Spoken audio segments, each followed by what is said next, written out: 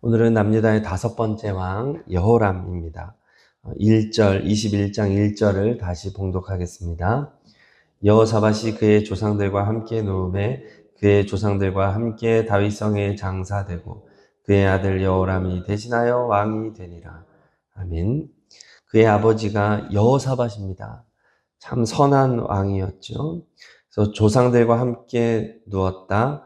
또 다윗성에 장사되었다. 이 말은 그가 믿음의 선진들과 견줄 만한 좋은 왕이었다. 다윗처럼 바른 삶을 살았다. 이런 평가를 받았다는 것을 말하여 줍니다. 그런데 여호사밧의 아들들 중에 여호람이 왕이 된 과정을 길게 설명합니다. 2절에 보니까 여호람의 아우들을 일일이 소개하고 있습니다. 아사랴, 여이엘, 스가랴, 아사랴, 미가엘, 스바랴. 다른 왕들은 굳이 아우들을 이렇게까지 소개하지 않는데 소개를 하고 있습니다.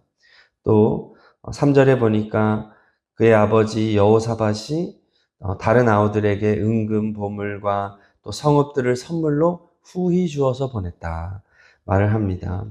그리고 여호람은 장자이기 때문에 왕위를 주었다 말합니다.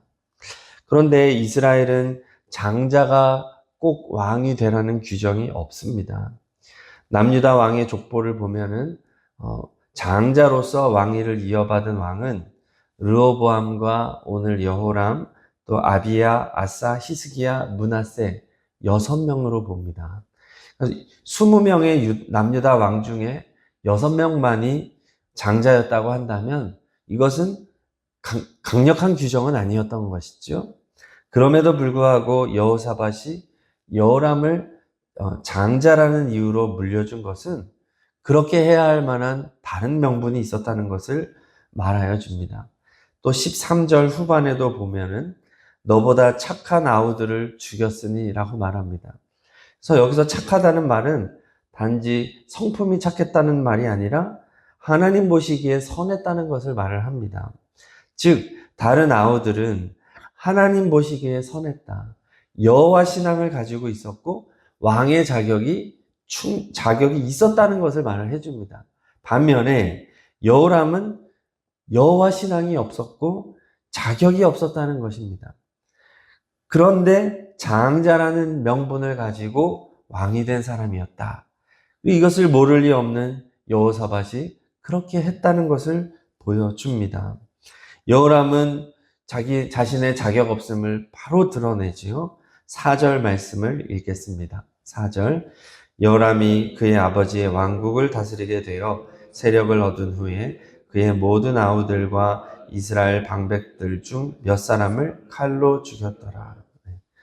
32세 왕이 되었는데 얼마나 잔인한지 동생들, 자기보다 선하고 뛰어난 동생들을 잔인하게 칼로 죽입니다.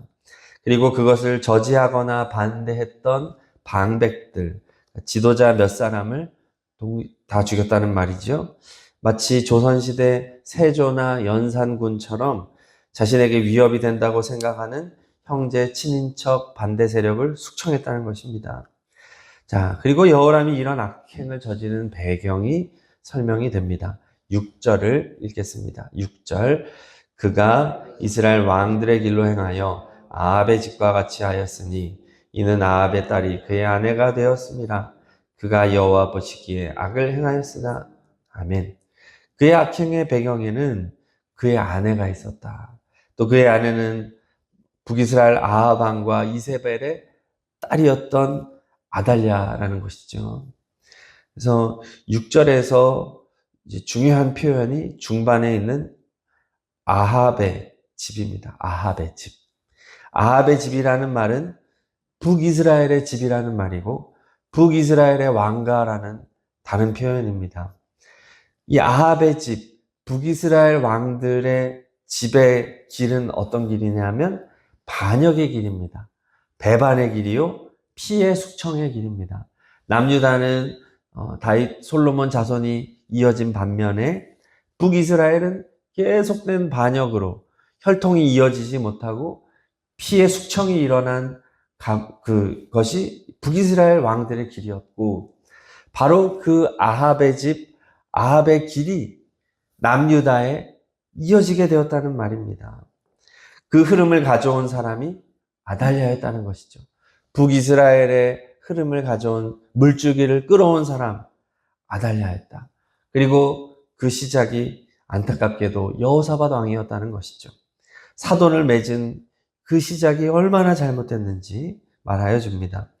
아달랴는요, 분명히 여호사밧 자기 남편을 부추겨서 자신의 유일한 아들인 여호람을 왕이 되게 만들었을 것입니다.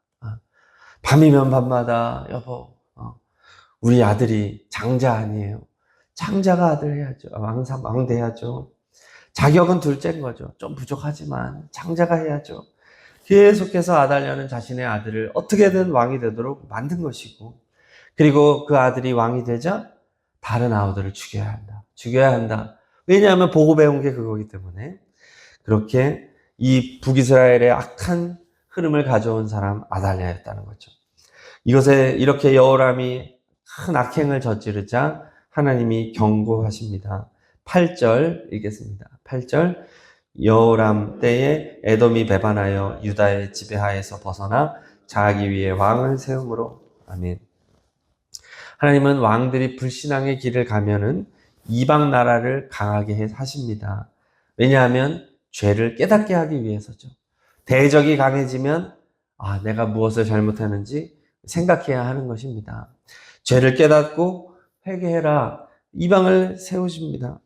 그러나 여호람의 악행은 계속됩니다. 11절 읽겠습니다. 11절 여호람이 또 유다 여러 산에 산당을 세워 예루살렘 주민으로 음행하게 하고 또 유다를 미혹하게 하였으므로. 네. 아버지 여호사밧이 두 차례의 종교개혁으로 얼마나 성실하게 백성들을 교육을 했나요?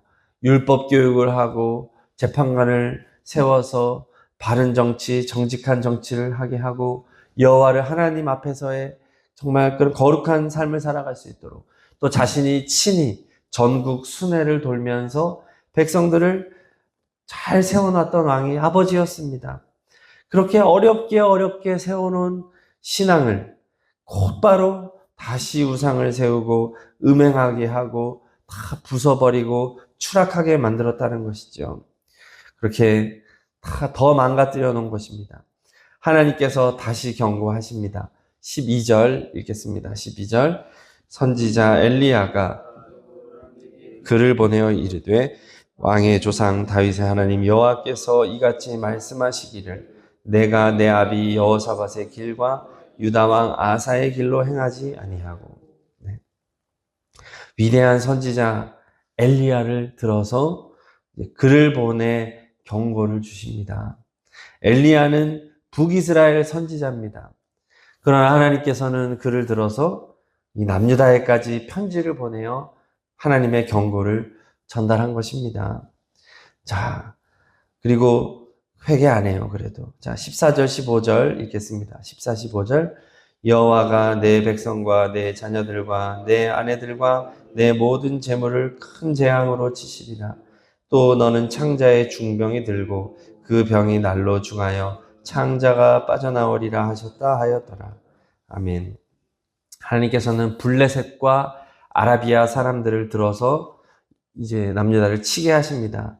재물을 탈취할 뿐만 아니라 여호람의 아들들과 아내들까지 다 잡아가고 아들 하나 남겨놓고 다 잡아갑니다. 그리고 창자에 불치의 병이 들게 하신 것이죠. 이것은 회개하라는 것입니다. 계속해서 기회를 주는 겁니다. 돌아와라, 돌아와라. 끝까지 회개하지 않고 버티다가 19절에 보니까 창자가 밖으로 빠져나와 심한 통증에 시달리다가 죽고 맙니다. 자, 그의 통치 고작 8년 만에 비참한 죽음을 맞이하게 된 것이죠. 그리고 그는 이렇게 죽었는데 백성들이 애도하는 백성이 하나도 없습니다. 19절 후반부에 보면 백성들은 분향하지도 않습니다. 20절에는 아끼는 자가 없이 세상을 떠났다 말합니다. 40세 젊은 나이에 8년 만에 통치를 마치고 비참하게 죽음을 당하게 되죠. 우리는 어제 20장에서 성경에서 손꼽히는 감격적이고 위대한 승리를 보았습니다. 하나님이 행하시는 놀라운 구원을 보았습니다. 그러나 바로 21장에 오면서 성경에서 가장 비극적인 추락을 보고 있습니다. 높이 올라갔기 때문에 이 추락은 더 비참하게 느껴지는 것이죠. 그렇습니다. 믿음과 신앙을 쌓아가는 것은 참 어렵습니다.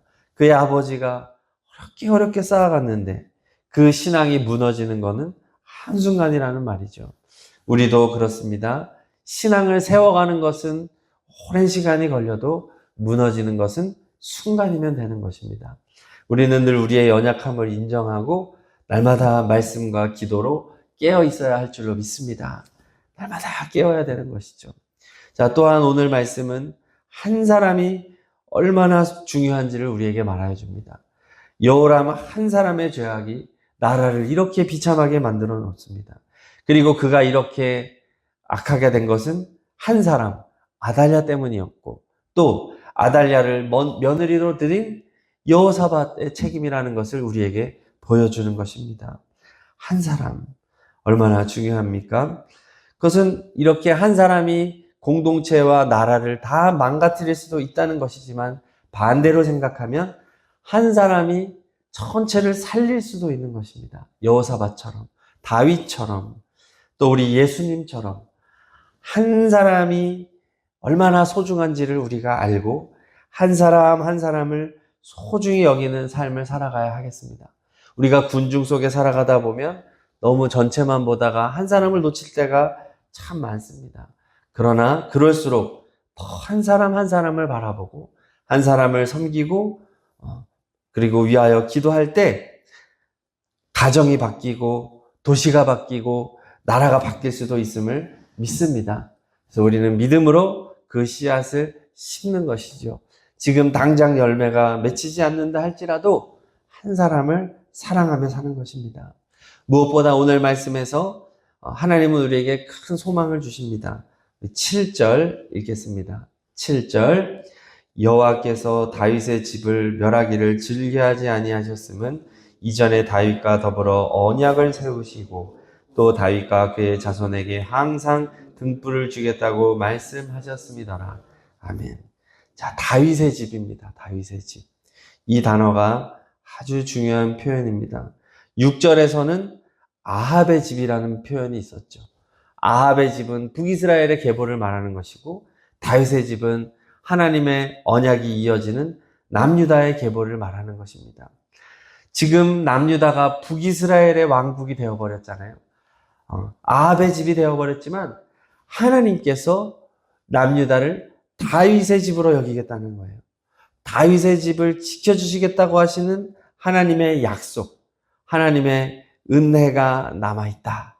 이것을 말해 주는 것입니다. 네, 하나님의 말씀이 소망이라는 거죠. 아달랴가 아합의 집을 가져왔지만 하나님께서는 다윗의 집을 끝까지 지켜주겠다는 것입니다. 그것이 17절에 나옵니다. 17절 읽겠습니다.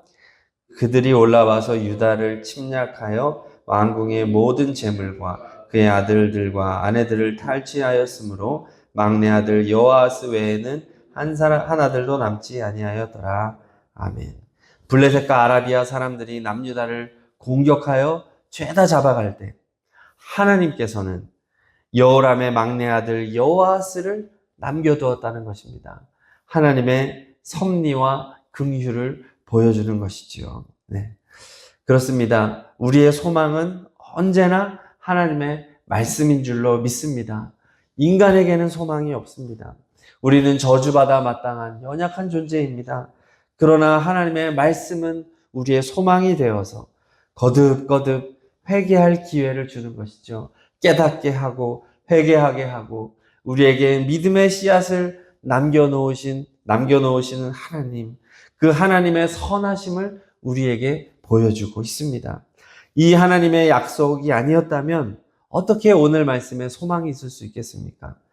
비극적이고 절망적인 인간의 악행 가운데 하나님의 선하신 약속과 역사하심을 보여주는 장이 오늘 21장의 말씀입니다. 우리 모두 아합의 집을 허물고 다윗의 집을 세워가는 복된 삶이 되기를 소망합니다. 약속의 말씀을 붙잡고 한 사람을 소중히 여기며 하나님 여호와 신앙을 가지고 믿음으로 나아가는 우리가 되어야 하겠습니다.